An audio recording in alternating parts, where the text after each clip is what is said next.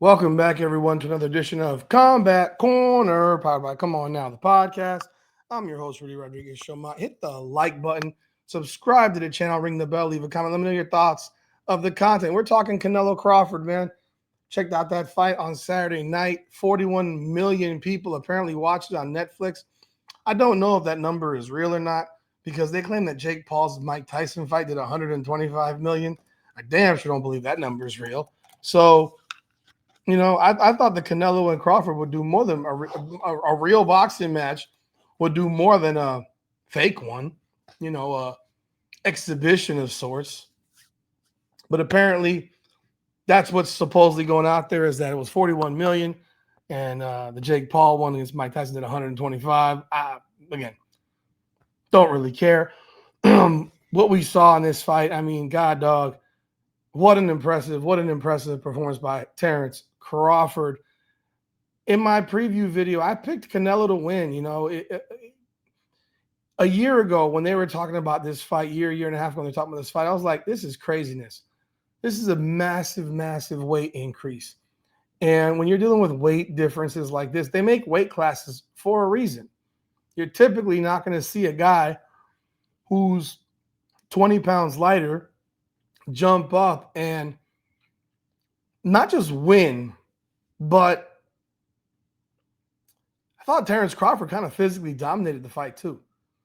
He moved around a lot. He was obviously using his quickness, his agility and speed.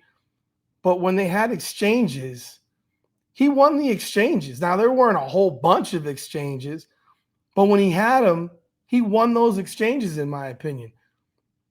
And that, to me, is what was very telling in this particular fight. Like I said, a year ago when I heard about the fight, I'm sitting here saying, I don't know how Crawford beats this dude. There's a physical size difference. But then as the fight was coming along and they're saying it's going to happen and they're having these press conferences and you're seeing Terence Crawford facing off with Canelo and you're seeing that first Crawford's taller, but now you're seeing Crawford thicken up. You can see he was getting stronger physically, lifting weights, putting on muscle. At the same time, then you have the question, will he maintain his speed ability and his speed advantage? Because Canelo's going to plod along. And that's what he's always done. Even against, the Charlo fight, he was plodding along until you know what happened. But in that Charlo fight, we never saw Charlo, moving around a lot. He didn't control pace of the fight. And we saw Terence Crawford completely control pace of the fight. Round one, I'm sitting here saying, if Terence Crawford can keep up this pace and keep his movement for 12 rounds, he's going to win the fight. And in my preview, I had picked Canelo to win via decision. I didn't think he'd knock Crawford out, but I thought eventually he'd touch him up with the power, and I thought he'd wear him down. I thought Crawford, if he won, he'd have to win via stoppage because it's really hard to win a decision against Canelo because there is, whether you like it or not, there's a Canelo curve. Canelo gets gifted rounds that he doesn't win. There's been a number of fights I've watched with Canelo where, look, the Triple G fight in 2017, he didn't win that fight. He did not win that fight. Triple G won that fight pretty much in almost everybody's opinion. He did not win that fight. And I remember that card very, very well because I was actually in New York City going to see the Yankees play with my stepmother after my father had passed away because that was a trip that I was going to take with my dad, but he passed away a month earlier. So I remember it so well, and my stepmom and I are at the bar. My stepmom doesn't know crap about boxing, but she knew that Triple G won the fight until we heard a split draw. And you're sitting here like, this is craziness. How the hell does Canelo get all these rounds when you could only probably pick out 3 max that he won.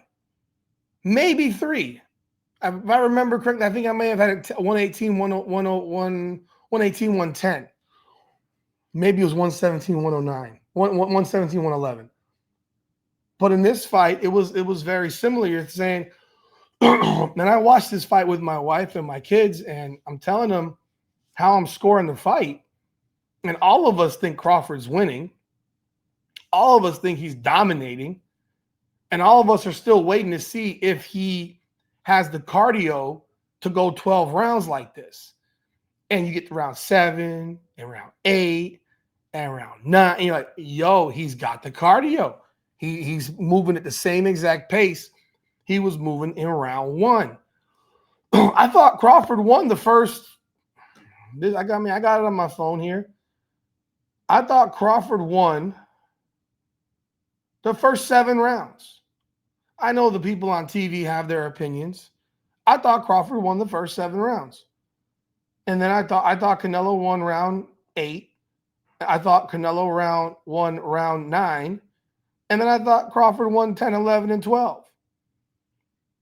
You know, that was pretty much all I thought that Canelo did in the fight.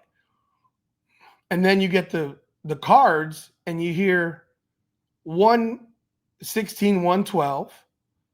But then you hear 115, 113 twice. You're like, oh my God. First, please don't tell me that they gave Canelo 8 rounds. But even beyond that, you're sitting here saying they really, really, really tried to fuck Terence Crawford out of this fight. The game with the people that writing the rules ain't the fame that I'm after when paying the dues. I've been through the pain that's reflected in the attitude. Might be winning now, but the thing is that I had to lose. So go and tell me what you really want to do. And lonely at the top, cause there ain't a lot of room. Ain't no other option, that's all I ever knew. So I'ma get it poppin', you know how I'ma do. Up and down through the blood and the sweat. Guarantee you can know I'm a threat. Up and down